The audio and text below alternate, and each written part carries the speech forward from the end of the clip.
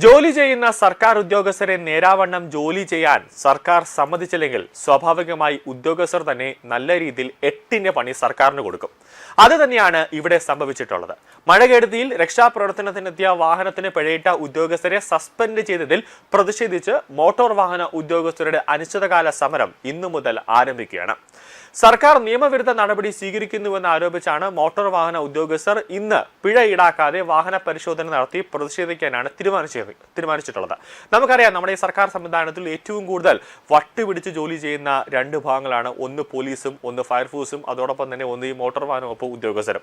ഈ മാറി മാറി വരുന്ന രാഷ്ട്രീയ പാർട്ടികൾ അവർ അതിലേതെങ്കിലും ഒരാൾ ഈ ഗതാഗത മന്ത്രിയായിട്ട് വരുമ്പോൾ എന്താണ് ട്രാൻസ്പോർട്ടേഷൻ, അല്ലെങ്കിൽ എങ്ങനെ നമ്മൾ റോഡ് ഗതാഗതത്തെ പരിപാലിക്കണം എന്നുപോലും ഒരു ചുക്കും ചുണ്ണാമ്പ് പോലും അറിയാത്ത, അതിന്റെ ഒരു ABCD പോലും അറിയാത്ത ചില കതറിട്ട ചില നേതാക്കന്മാർ ഈ ഗതാഗത വകുപ്പിന്റെ കസേരയിൽ കയറി ഇരുന്നു കൊണ്ട് ഈ വർഷങ്ങളോളം എക്സ്പീരിയൻസ് ആയിട്ടുള്ള അല്ലെങ്കിൽ വർഷങ്ങളോളം നല്ല വിദഗ്ധ പരിശീലനം നേടിയ ഈ ഉദ്യോഗസ്ഥരുടെ തലയിൽ കയറിയിരുന്ന് ഇവർ ഭരതനാട്യം കുച്ചുപുടിയും കളിക്കുന്ന ഒരു സാഹചര്യം നമ്മൾ കാണുന്നുണ്ട്.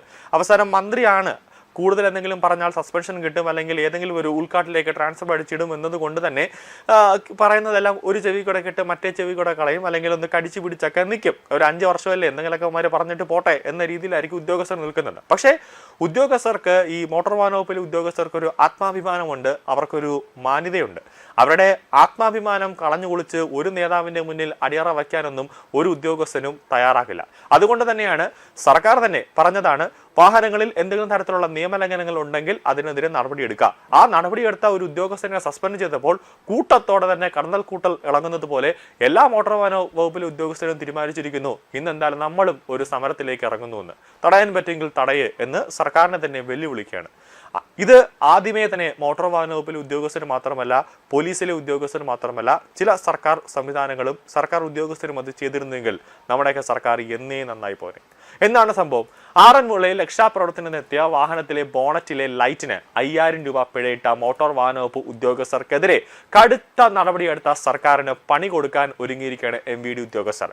വണ്ടികൾ തടഞ്ഞ് പരിശോധിക്കുമെങ്കിലും നിയമലംഘനത്തിന് 1 രൂപ പോലും പിഴ ഈടാക്കില്ല എന്ന ഒരു വ്യത്യസ്തമായ പ്രതിഷേധമാണ് ഉദ്യോഗസ്ഥർ ഇപ്പോൾ നടത്താൻ പോകുന്നത്. അതായത് ഗതാഗത നിയമലംഘനങ്ങൾ കണ്ടാൽ പിഴ ഈടാക്കാതെ ഡ്രൈവർമാർക്ക് ഒരു ഉപദേശം നൽകി വിട്ടയക്കുന്ന രീതി ആണ് ഇന്ന് മോട്ടോർ വാഹന വകുപ്പിലെ ഉദ്യോഗസ്ഥർ സ്വീകരിക്കാൻ പോകുന്നത്. ഉപദേശം മാത്രമായിരിക്കും, ഒരു തരത്തിലുമുള്ള പിഴ ഇന്ന് മോട്ടോർ വാഹന വകുപ്പിലെ ഉദ്യോഗസ്ഥർ ഈടാക്കില്ല. ഉദ്യോഗസ്ഥർ അമിത അധികാരം ഉപയോഗിച്ചു എന്നാണ് ഗതാഗത മന്ത്രി CP ജോണിന്റെ പ്രതികരണം. ഈ ഗതാഗത മന്ത്രിയാണ് 2 ആഴ്ചയ്ക്ക് മുമ്പേ ഈ പ്രിയദർശിനി ബസ്സിൽ യാത്ര ചെയ്ത സ്ത്രീകളെ ആക്ഷേപിക്കുന്ന തരത്തിലേക്ക് എത്തിയത്.